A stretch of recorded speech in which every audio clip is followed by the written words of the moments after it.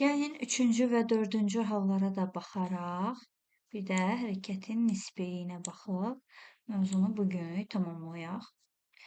Üçüncü halımızda bizə deyir ki, cisim x oxu istiqamətində düz xətti bərabər yavaşlayan hərəkət edir. Biz demişdik ki, bərabər yavaşlayan hərəkətdə sürət sıfıra bərabər ola bilməz.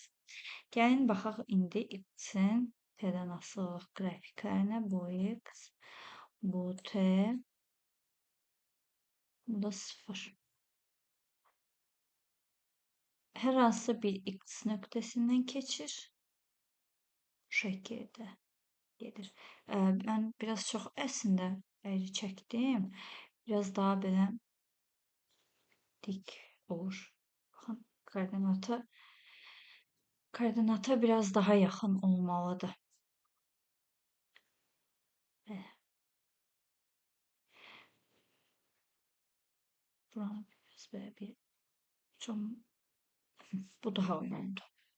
Bu zaman olacaq x bərabərdir. X 0 bərabər yavaşlayan hərəkətdə biz demişdik ki, sürətin və tərcihin proyeksiyaları bir-biri ilə əks işarəli olur. Ona görə də digər koordinat oxu istiqamətində hərəkət etdiyi üçün V müsbət olur, A isə mənfi olur. Mənfi A t kvadratı bölünsün 2'ye. X'in 0 olduğu halda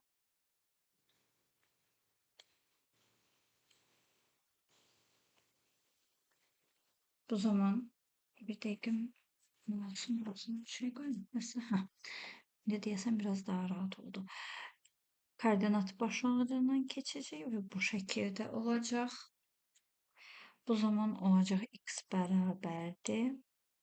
Artık x 0 yoktu çünkü koordinatımız biz dedik ki başlangıç koordinat 0 olur. X ve t. X beraberdi ve 0 t çıxılsın at kvadratı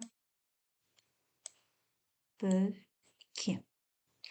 Bir də x-in mənfi olduğu halı nəzər salaq. O zaman necə olacaq? X-in mənfi olduğu halda artıq mənfi x 0 mənfidən başlayır. Yuxarı doğru bu şəkildə hərəkət edir. Bu zaman da olacaq x bərabərdir. Mənfi x 0 üstə gəl. Ve 0 t çıxılsın at kvadratı bölü 2. Bu üçüncü hal idi. Bərabər yavaşlayan hərəkətli və x oxu istiqamətində bərabər yavaşlayan hərəkət edir. Baxaq bir də dördüncü halımız var bizim.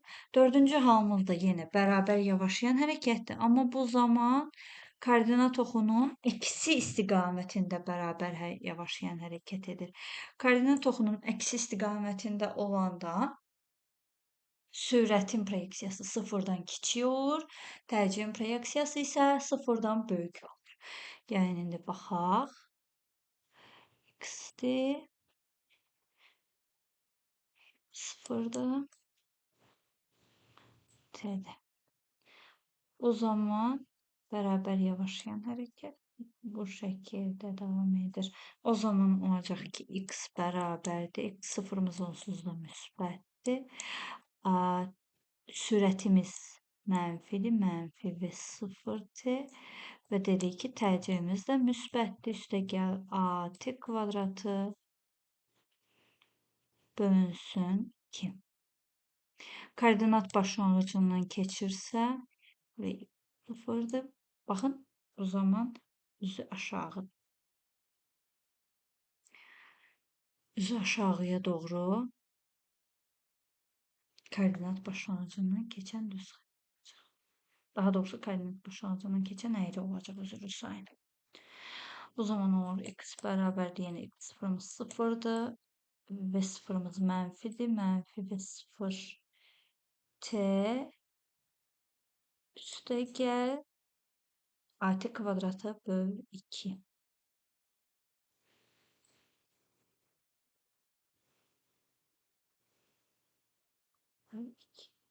İndi sıfırımız mənfi olanda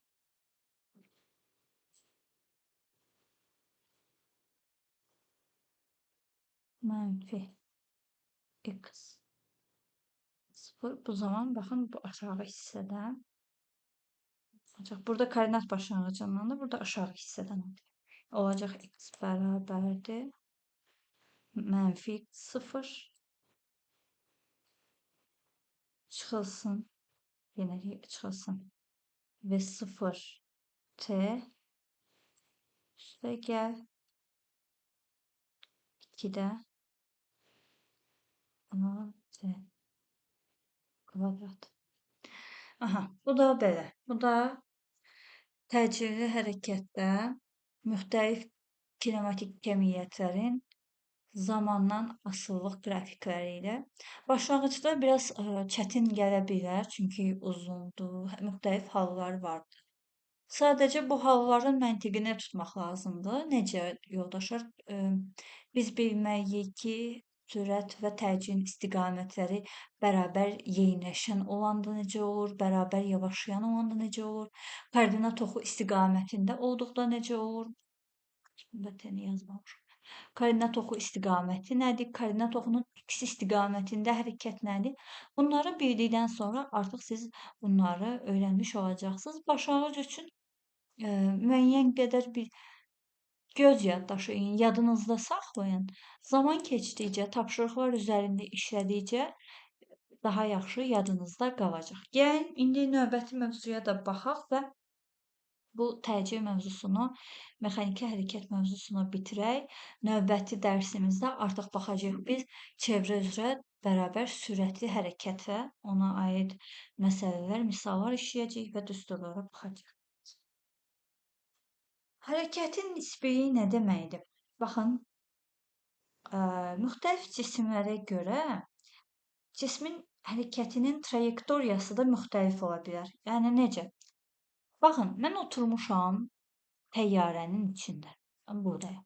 Təyyarənin içində oturmuşam. Və göydən yerə bir cisim göndərirəm. Talım bir daş atıram. Təyyarənin içindən yuxarıdan bir daş atıram. Mənə görə bu cisim düz xətt boyunca aşağı düşəcək. Mən deyirəm ki, buradan atdığım cisim təyyarənin içində oturmuşam, göydən aşağı düşür. Amma aşağıdan birisi mənə baxanda, bu daşı atdığıma baxanda elə biləcək ki, daşın hərəkəti biraz daha belə mailə hərəkət eləməyə başlayıbdı. Baxın, artıq biz buna deyirik hərəkətin nisbiliyi.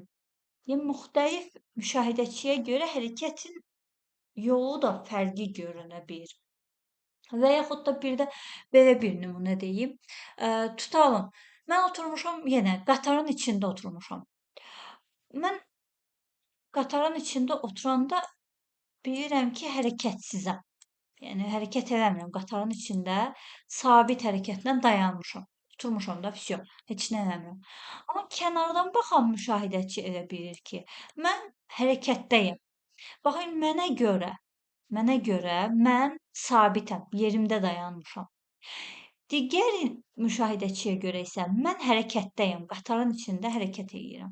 Baxın, bu fərqliliklərə biz deyirik ki, hərəkətin trayektoriyası nisbidir. Yəni fərqlidir. Kiminə görə? Nisbi o deməkdir ki, insandan insana, müşahidəçidən müşahidəçiyə müxtəlif şəkildə hadisələr və sair hərəkətlər müxtəlif şəkildə görünə bilər. Sükunət halı nisbidir. Yenə baxın, bu sükunət halı dediyim kimi, mən dayanmışam, hərəkət edən avtomobilin ya da qatarın içində sükunətdəyəm. Amma digər baxana görə mən hərəkətdəyəm. Bir də sürətin nisbiliyi var. Baxın, sürətin nisbiliyi nə deməkdir? Tutaq ki, bizim 2 dənə avtomobilimiz vardı. Bu avtomobilin biri saatda 100 ilə hərəkət eləsin.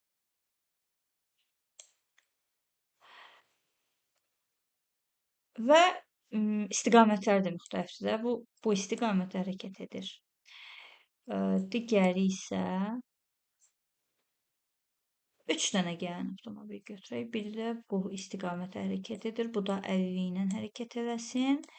Bir dənə də üçüncü avtomobil götürək.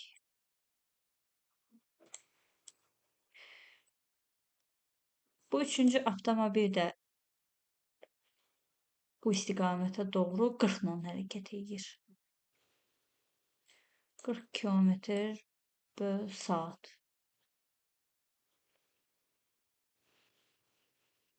100 kilometr böl saat. Bu vahidləri qabağına yazın. Yazmayanda düz olmur. 50 kilometr bölünsün saata.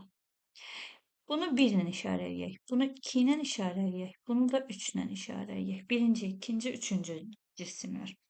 Sürətlərini və yaxud da deyək ki, buna V1 deyək. Buna V2 deyək. Buna da V3 deyək. Baxın, indi gəlin birinci və ikinci avtomobillərə baxaq. Birinci avtomobil 40 kilometr saat sürətlə hərəkət edir. İkincisi isə 100 kilometr böl saat sürətlə hərəkət edir. Bunlar eyni istiqamətdə gedirlər, eyni yolu gedirlər. Mən dedikcə siz də öz beyninizdə real avtomobilləri təsəvvür edin, onda daha yaxşı başa düşəcəksiniz nə demək istədiyimi. Bu ikisi eyni istiqamətdə hərəkət edəndə bu birinci avtomobildəki elə bilir ki, ikinci ona yaxınlaşır. Elə bilmir, doğrudan da yaxınlaşır. Çünki bunun sürəti daha çoxdur. Daha sürətlə hərəkət edir və bu birinci avtomobilə biraz daha yaxınlaşmış olur. Bu zaman birinci cismin ikinci cismə nəzərən sürəti nə olacaq? V1, 2 bərabərdir. Böyükdən kiçiyi çıxmalıyıq da. V2 çıxılsın V1-ə. Eyni istiqamətə hərəkət edəndə sürətləri tapmaq üçün ikincidən birinci çıxılır. 100-dən 40-ı çıxırıq, olur 60. Yəni ikinci cismin birinci cismə nəzərən sürəti 60 kilometr bölünsün saatdır. Saatda 60-la hərəkət edir. Aydın oldumu bu hissə? İndi baxaq ikinci və üçüncü cismə. 1-3-ə də baxa bilərik, 2-3-ə də baxa bilərik, fərqi yox. İkinci və üçüncüdə artıq baxın üzbəüz gəlirlər bu iki avtomobil. İki avtomobil üz-üzə gəlir və bu balaca olan görür ki, 50 kilometr hərəkət edən. Üçüncü olan görür ki, ikinci buna sürətlə yaxınlaşır. Çünki bunun sürəti böyükdür. Baxın, bu zaman onda necə olacaq? Bu zaman olacaq ki, bunlar müxtəlif istiqamətlərdə hərəkət edirlər və bir-birlərinə yaxınlaşırlar. Müxtəlif istiqamətlərdə bir-birinə yaxınlaşırlar. O zaman bunların sürətləri toplanacaq. V2-nin ikinci cismin üçüncü cismə nəzərən sürəti bərabərdir. V2 də gəlinsin V3-ə. Bu da ikincisi 100 və 50 olacaq. 150. Birinci və üçüncü cisimlər üçün də eyni şeylər deyə bilərik. Çünki bunlar da müxtəlif istiqamətlərdə biri 40-la, biri də 50 ilə hərəkət edir. Onda V1-in 3-ə nəzərən sürəti 40 üstəgəl 50 bərabərdir 90 kilometr bölünsün saat olacaqdır. Ümid edirəm ki, aydın oldu. Növbəti dərsdə görüşmək ümidi ilə hələlik.